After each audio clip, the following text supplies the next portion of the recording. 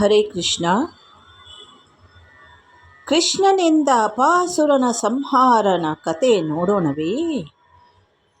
ಒಮ್ಮೆ ಕೃಷ್ಣನು ಆತನ ಸ್ನೇಹಿತನೊಂದಿಗೆ ಹತ್ತಿರದ ಕಾಡಿಗೆ ತಿರುಗಾಡಲು ಹೋಗುತ್ತಾನೆ.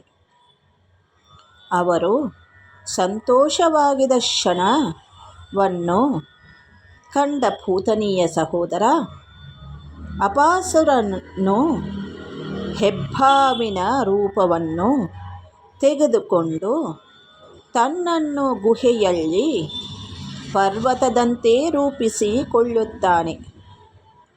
ಈ ಪರ್ವತವನ್ನು ನೋಡಿ ಆ ತಕ್ಷಣ ಕೃಷ್ಣನ ಸ್ನೇಹಿತರು ಸಂತೋಷಗೊಂಡು ಗುಹೆಯೊಳಗೆ ಹೋಗಲು ಇಚ್ಛಿಸುತ್ತಾರೆ. ಕೃಷ್ಣ ಎಷ್ಟೇ ಹೇಳಿದರೂ ಆತನ ಮಾತನ್ನು ಕೇಳದೆ ಗುಹೆಯೊಳಗೆ ಹೊರಟು ಬಿಡುತ್ತಾರೆ. ಕೃಷ್ಣನಿಗೆ ಪರ್ವತ ಅಪಾಸುರ ರಾಕ್ಷಸನೆಂಬುದು ತಿಳಿದಿದ್ದರೆ ಸ್ನೇಹಿತರೊಂದಿಗೆ ಗುಹೆಯನ್ನು ಪ್ರವೇಶಿಸುತ್ತಾನೆ. ಕೃಷ್ಣನು ಬಾಯಿಯೊಳಗೆ ಹೋದಾಕ್ಷಣ ತನ್ನ ಬಾಯನ್ನು ಮುಚ್ಚಲು ಅಪಾಸುರ ಮುಂದಾಗುತ್ತಾನೆ. ಆದರೆ ಕೃಷ್ಣನು ತನ್ನ ಲೀಲೆಯಿಂದ ದೇಹವನ್ನು ವಿಸ್ತರಿಸಿಕೊಳ್ಳುತ್ತಾನೆ. ಹಾಗೆಯೇ ಅಪಾಸುರನ ಬಾಯಿ ಮುಚ್ಚಲಾಗುತ್ತದೆ. ಉಸಿರು ಕಟ್ಟಿ ಸಾವನ್ನಪ್ಪುತ್ತಾನೆ. Thank you. ಕಂಸ ಸಂಹಾರ ನೋಡೋಣವೇ. ಕಂಸ ಕೃಷ್ಣನನ್ನು ಎಷ್ಟೇ ಕೊಲ್ಲಲು ಯತ್ನಿಸಿದರೂ ಅದು ವಿಫಲವಾಗುತ್ತದೆ.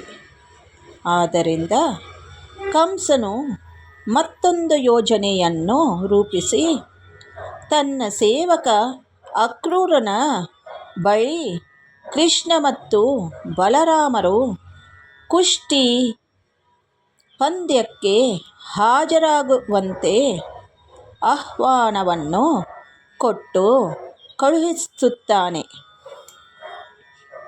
ಕಂಸನ ಸ್ವಾಗತದ ಮೇರೆಗೆ ಕೃಷ್ಣ ಮತ್ತು ಬಲರಾಮರು ಕುಸ್ತಿ ಪಂದ್ಯಕ್ಕೆ ಹಾಜರಾಗುತ್ತಾರೆ.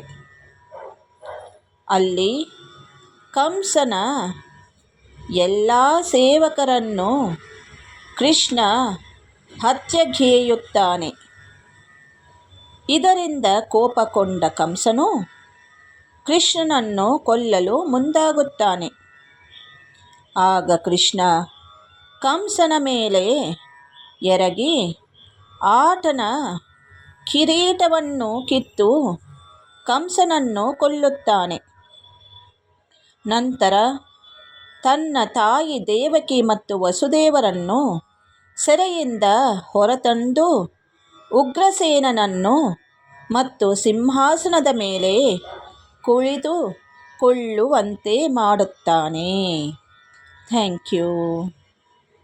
ಮತ್ತೊಂದು ಕತೆ ನೋಡೋಣವೇ. ದೇವಿ ವಿಂಧ್ಯಾವಾಸಿನಿ ಯಾರು ಗೊತ್ತಾ ನಿಮಗೆ? ಯೋಗಮಾಯೆಯಿಂದ ವಾಸುದೇವನನ್ನು ನಂದರ ಹೆಣ್ಣು ಶಿಶುವಿನೊಂದಿಗೆ ಮಧುರಾದ ಸೆರೆಗೆ ಮರಳಿದರು.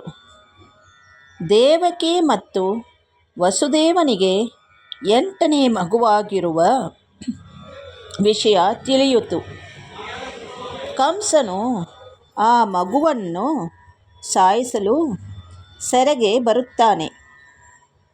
ಆ ಹೆಣ್ಣು ಶಿಶುವನ್ನು ಕಲ್ಲಿನ ಮೇಲಿಟ್ಟು ಕೊಲ್ಲಲು ಯತ್ನಿಸಿದಾಗ ಮಗು ಆಕಾಶಕ್ಕೆ ಹಾರಿ ತನ್ನ ದಿವ್ಯ ಸ್ವರೂಪವನ್ನು ಪ್ರದರ್ಶಿಸುತ್ತಾಳೆ.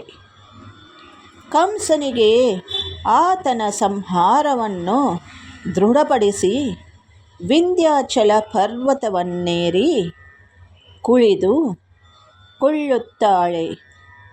ಇಂದಿಗೂ ಆಕೆಯನ್ನು ವಿಂಧ್ಯಾಚಾಲಿನಿ, ವಿಂಧ್ಯಾಚಲ ದೇವಿ ಎಂದು ಕರೆಯಲಾಗುತ್ತದೆ. ಕಥೆಗಳು ಚೆನ್ನಾಗಿದೆಯಾ ನಿಮಗೆ? ಸಬ್ಸ್ಕ್ರೈಬ್ ಮಾಡಲಿಲ್ಲ ಅಂದರೆ thank you for watching the stories. Happy Krishna Janmashtami to all of you. Continuously watch this channel and please subscribe if you haven't done so. Give a like and a good comment. Good day to all of you. Hare Krishna.